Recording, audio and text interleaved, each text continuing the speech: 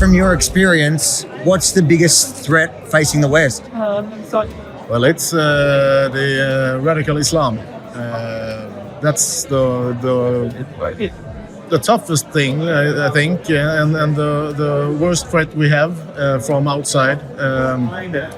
Then, of course, Europe has been quite lazy. We have done a lot of things, spent a lot of money on feminism and climate action and stuff like that.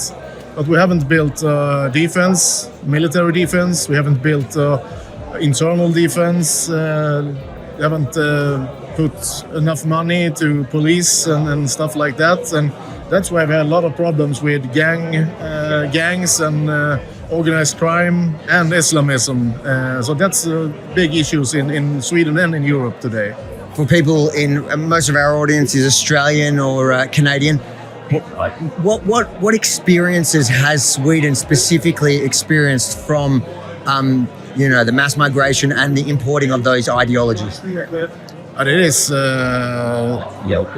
gang crime, organized crime, mafia structures, and Islamism, and we have been so naive for decades now, and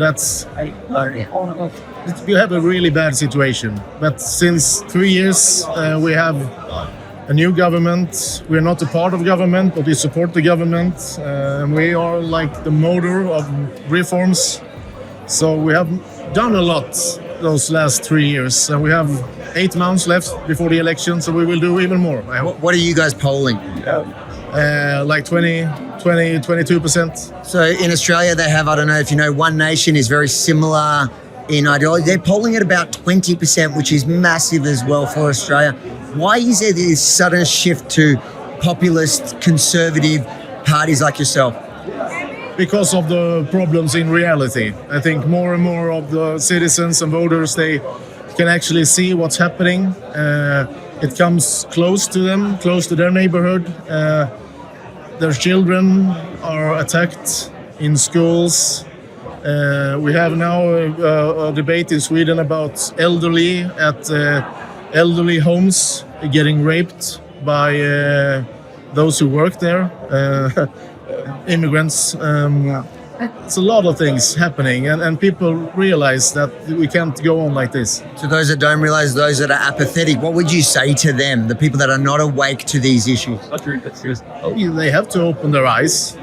They have to see reality as it is. You don't have to be a racist or xenophobic to criticize mass immigration. Mass immigration from foreign countries far away, that's always a problem, has always been, and it will be a problem. If you don't see the problems now, you will. So it's better to fight problems when they are small. Finally, there's been a shift in right-wing populism in the last 2 years. Since October 7, a lot of people turning on Israel. You clearly haven't. Why not? Why do you think this alliance between populist right-wing and Israel is so important? Maybe because I'm not a populist. I'm a conservative nationalist. And for me, it's natural to support a nation's right to exist, to defend itself. And that's what happened here, and I support that. Well, the conservative nationalist movement as well, they also, a lot of them are turning against Israel, but you haven't. And why is that important to you not to? Is it just for that simple reason? Yes, it's for that simple reason. Why do you think so many of them are turning on Israel? Maybe they are afraid of the public opinion. I don't really know. I can't understand it, because if you are a conservative nationalist, it's natural to support a free country, support a free nation, a sovereign nation, support the rights to exist, the right to defend themselves, and for me that's I can't understand why you cannot do that if you have another opinion. It's unbelievable. And you think this is bad? Like, this is only 10 o'clock in the morning, yeah? Large groups of males, groups of Algerian men. Wait till later. Every single corner, everywhere you turn is like this. So we was where we were, where all the hair salons were. That was the African area. So many of them are still in bed, and we're now going to the Arab area, where I'm pretty sure most of them still be in bed as well. They work different times. So it's very early in the morning. It's like 9:30, 10 o'clock. As you can see here, this is now, yeah? It's just groups of Arab men. Just all loitering. Look, lots of them. Who knows what they're doing? What would they be doing then? Smoking. Okay, just smoking. Just hanging about. They sell the smoking. Oh, okay. So selling, okay. Speak English? Speaking English? They say no? No. Okay. French. Speak French. Are you from France? Which country originally? Good morning. Are you speak English, bro? I speak English, no. Oh, you do? Excuse me. You do? You're speaking English? Yeah. Where are you from, bro? Where are you from? Algeria. Algeria. All Algeria? Yeah. Oh, okay. We're just seeing Paris. You are, bro? Oh, this is Paris. I know. There's not many French people here. No, I speak English. No, excuse me. Yeah, okay. So these are all just selling drugs, basically. You smell it. Yeah, I can smell it. Yeah. I can smell it. You want to speak? Yeah. No. Sorry. At least you're friendly. Sorry. That's okay. Nice to meet you. You have drugs? Yeah. I know you did. Yeah. Yeah. Okay. Yeah. He has drugs. That's what they're selling is drugs. No. You know what I mean? They're all getting angry. Look. Their boss is getting angry. He's the main one. See him tell them all. Look how many there are, though. Look how many there are. Look, this is like 10 o'clock in the morning. What are they all doing? They're all just loitering. All just loitering and selling drugs. But there's so many of them. We'll come back here later, yeah? We'll come back here later, Alice, because, mate, later, this is all it'll be. Look at every corner. Look, every corner. Just groups of them. But, mate, later, there'll be so many, man. He's happy. He's the happiest guy here. He's always just walking around smiling. Everyone else is giving me daggers. Everyone else looking at me like really evilly. He's just smiling. Yes, bro. English. Speak English, yeah. He's legged it. Yeah. All from Algeria. Yeah, I know from Algeria. Everyone from Algeria.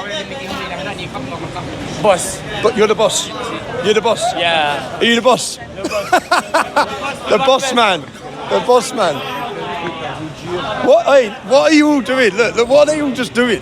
It's 10 o'clock in the morning. Look how many of them they were all loitering about. It's mad, isn't it? No. Look at the groups. Look, just all. They're all sharing a sandwich. Sit, just undeal. Okay, yeah.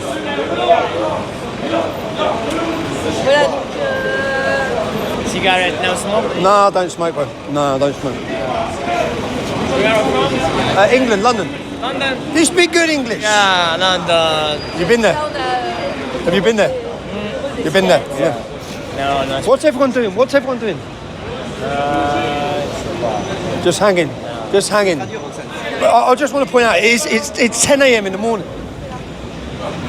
It's 10 a.m. in the morning. Like, as I said, when I stayed in this district last time, and the advice was don't go out with women from the hotel. And you think this is bad? Like, this is only 10 o'clock in the morning. Yeah, large groups of males, groups of Algerian men. Wait till later. Every single corner, everywhere you turn is like this. The whole place, just like this. So what do you think of this? They're openly selling drugs on the streets, openly. Yes. There's large groups of young males, lots of them. What are they doing at 10 a.m? All these men, like. That is what you'll see a lot more of. It's only 10 a.m. Do you know what I mean? They're not usually out of bed. You see the groups of Pakistanis. The Algerians must work different hours. Pakistanis ain't out of bed at this time. Trust me, I'm from Luton. They'll be congregating like that. The Pakistanis will later at night in their areas, but at night, not at 10 in the morning. They're all openly standing there, passing parcels, selling drugs, embracing the French culture.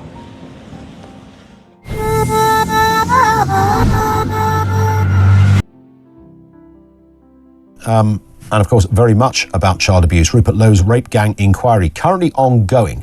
This started 3 days ago. And It runs until the 10th of February. We're not hearing much about it. We're not hearing loads in the news. There's not much of it.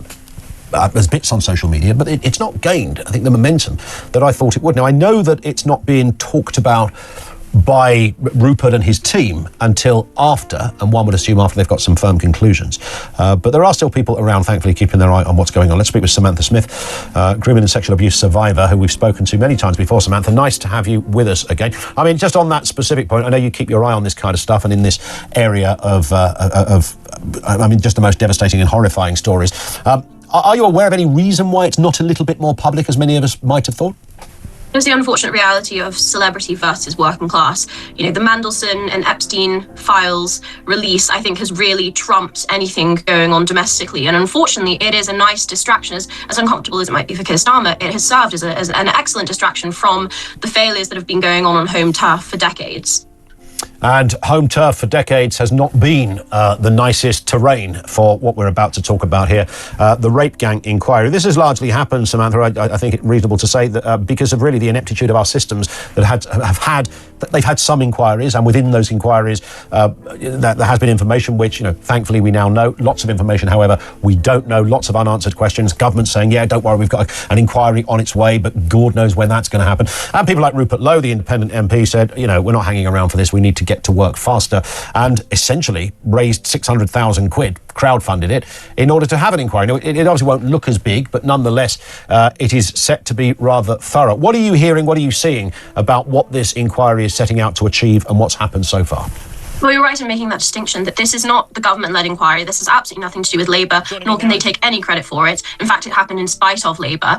As you said, Rupert Lowe, Sammy Woodhouse, various other activists and survivors came together independently of the government, seeing them once again dragging their feet, and crowdfunded a huge amount of money to hold this independent inquiry. I'm also part of an inquiry, LLC at the moment that's looking at bringing private prosecutions against local councils, politicians, police officers, senior ranking officials who knew about, aided, abetted, or turned a blind eye to child sexual exploitation. So the majority of movement on Pakistani Muslim grooming gangs is happening outside of government, outside of the halls of Westminster. Rupert Lowe is obviously acting as a free agent, but it is so important to say that everything that is happening right now is thanks to the voices of survivors, the action of whistleblowers, and the sheer momentum of the public. Those in power still continuing to do what they have always done, which is turn a blind eye and pretend that the problem doesn't exist. Yeah, and this, of course, went through so many parts of our system, didn't it? From education to social work to council workers to clinicians, even to law enforcement. I mean, it was all literally no part of the system at some point. Clearly not everybody within it, but it was these systems that let kids down when they should have been the very areas that actually saved them. Absolutely. Growing up in Telford, I remember that grooming gangs, I'm about 25 years younger than Sammy, give or take a few years, but I remember growing up in Telford, my experience mirrored hers and mirrored the thousands of other girls that were living in and suffering in towns like mine. It was almost treated like a cautionary tale and a hazard of living in the area that you lived in. So was it talked about then as, I know you've mentioned things before and we have to be careful what language we use, I understand that, but was this in your cohort, your age group, was this quite public knowledge that this was a possibility, that you could find yourself almost captured in some shape or form? Absolutely. There was a running joke when I was younger about a local taxi service that every time they had a Pakistani Muslim grooming gang scandal, whenever someone was arrested for raping a little girl, they would rebrand and change their name. We were told the kebab shops and takeaway shops not to go to, the areas that we should be careful in, the various haunts that these men would frequent. And again, it was treated as this sort of integrated part of the community, where it was an unfortunate reality of living in Telford that these predators were prowling and that young girls needed to be taught how to keep themselves safe because those in power wouldn't do it for us. It was very much desensitized and normalized to the extent that little girls being raped and abused and groomed was just part and parcel of everyday life. And even 20 years on from when other survivors were first experiencing this. Given that this isn't the official inquiry, but it has been put together with the very angry and connected voices that are sensing, and some have lived, this injustice and this horror. So to me, it's incredibly authentic in that sense. I don't think we should dilute its authenticity just because it's not the official inquiry. They seem to be talking to a lot of witnesses and hearing all sorts of statements, and it is powerful stuff. And just looking at the Twitter feed that is out there for people to see some of the comments, I know, Samantha, you would have seen them as well. I've seen you tweeting or posting on X on this as well. These are deeply disturbing things that are being said. Putting that nonetheless to the front of the debate is crucial. But what happens to it? What happens after this? It's all very well to say, here's a victim, or here's a former police officer, here's somebody who worked in social services, they've got a lot to say on this, big revelation coming up. Where does it go? Well, this is more of I think, a fact-finding and expose mission than anything else. As you said, the actionability of the independent inquiry is far more limited than anything that the government can do.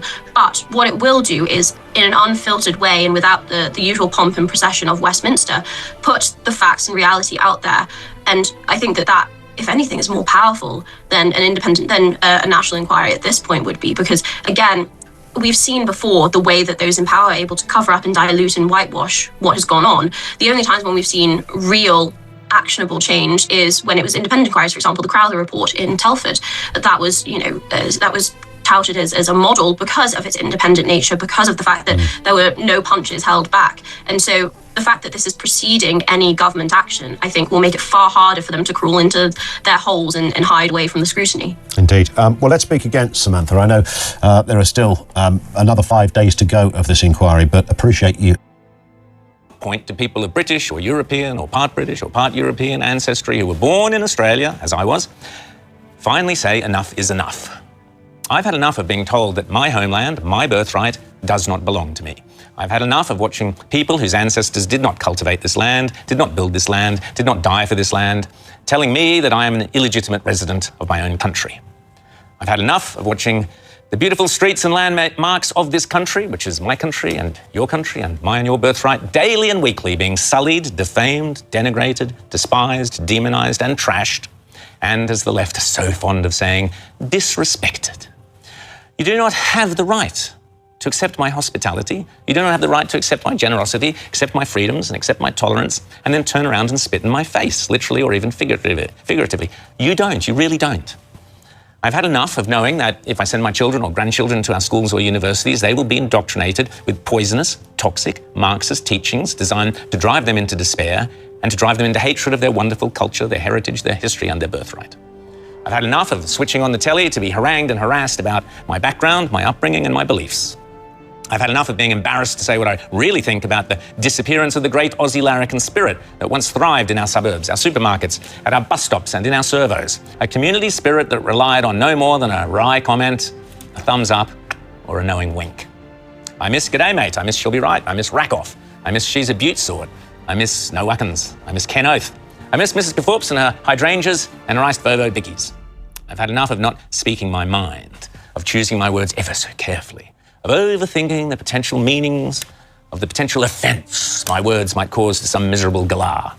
I've had enough of apologies, I've had enough of sorry. I've had enough of self-flagellating politicians and berating authorities. I've had enough of you can't do this and you can't do that, and the council says no to this and the council says no to that. And I've had enough of, but on the other hand, and I've really had enough of, but you can't say that these days. I've had enough of pretending people who have certain sexual preferences or peccadillos are somehow magically lifted to a higher plane of morality. I've had enough of the dangerous and frequently grotesque mass self-delusions peddled to vulnerable young people in the name of progress, civil rights, and sexual self-identification. I've had enough of walking into bookshops and then walking out again because the shelves are crammed with turgid, woke drivel you wouldn't line the budgie cage with. I've had enough of feeling menaced and a stranger in suburbs and places I once happily walked through without a care in the world. And I've had enough of being told I must respect foreign values and alien practices that I have no time for. The hypocrisy, the humbug, and the self-hatred that festers in this country, fueled by the institutional forces of the rabid left who have destroyed what was once so beautiful and so magnificent, this country.